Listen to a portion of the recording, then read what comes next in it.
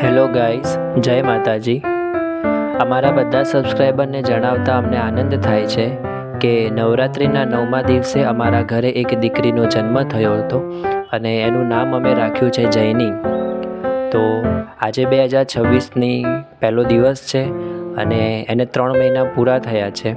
યુટ્યુબમાં અમે પહેલી વખત એનું મોઢું બતાવવાના છીએ, તો વિડીયોમાં બન્યા રહેજો.